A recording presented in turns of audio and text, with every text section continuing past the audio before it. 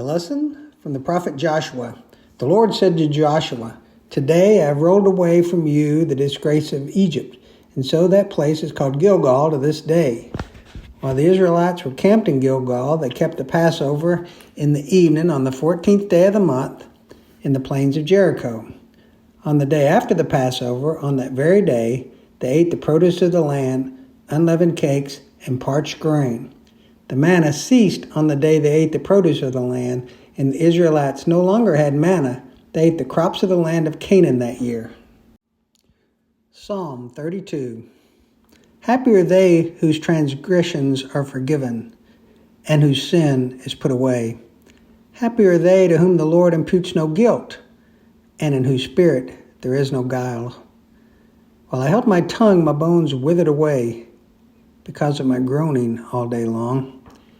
For your hand was heavy upon me day and night.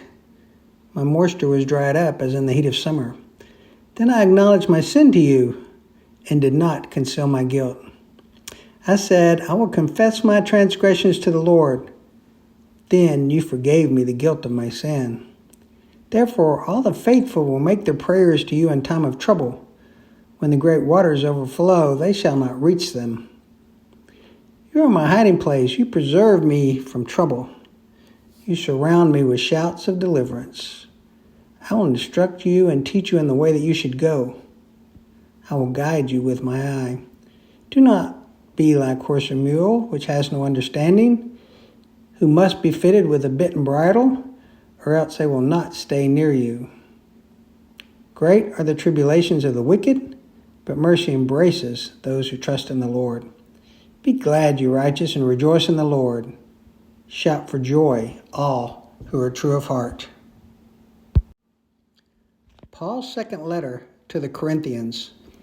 From now on, we regard no one from a human point of view, even though we once knew Christ from a human point of view.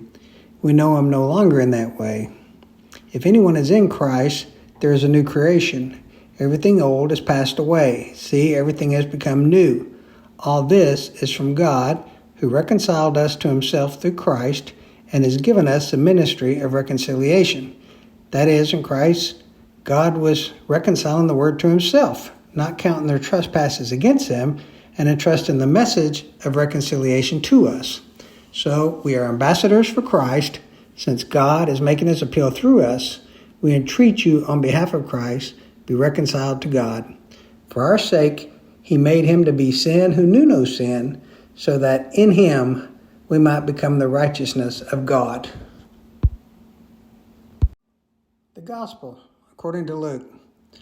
All the tax collectors and sinners were coming near to listen to Jesus, and the Pharisees and the scribes were grumbling and saying, "This fellow welcomes sinners and eats with them." So Jesus told them this parable. There was a man who had 2 sons. The younger of them said to his father, "Father, give me the share of the property that will belong to me." So he divided his property between them. A few days later, the younger son gathered all he had and traveled to a distant country, and there he squandered his property in dissolute living. When he had spent everything, a severe famine took place throughout that country, and he began to be in need. So he went and hired himself out to one of the citizens of that country, who sent him into his field to feed the pigs. He would gladly have filled himself with the pods that the pigs were eating, and no one gave him anything.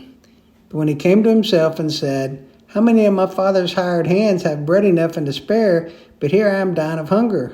I will get up and go to my father, and I will say to him, 'Father, I have sinned against heaven and before you. I am no longer worthy to be called your son. Treat me like one of your hired hands.' So he set off and went to his father. But while he was still far off, his father saw him and was filled with compassion. He ran and put his arms around him and kissed him. Then the son said to him, 'Father, I have sinned against heaven and before you. I am no longer worthy to be called your son.' But the father said to his slaves, 'Quickly, bring out a robe, the best one, and put it on him. Put a ring on his finger and sandals on his feet. And get the fatted calf and kill it, and let us eat and celebrate. For this son of mine was dead and is alive again. He was lost and is found.' And they began to celebrate. Now his elder son was in the field, and when he came and approached the house, he heard music and dancing. He called one of the slaves and asked what was going on. He replied, 'Your brother has come, and your father has killed the fatted calf because he has got him back safe and sound." Then he became angry and refused to go in. His father came out and began to plead with him, but he answered his father, "Listen, for all these years I've been working like a slave for you, and I have never disobeyed your command. Yet you have never given me even a young goat so that I might celebrate with my friends. But when this son of yours came back, who has devoured your property with prostitutes, you killed the fatted calf for him." Then the father said to him, "Son, you are always with me, and all that is mine is yours. But we had to celebrate and rejoice because this brother of yours was dead and has come to life. He was lost and has been found."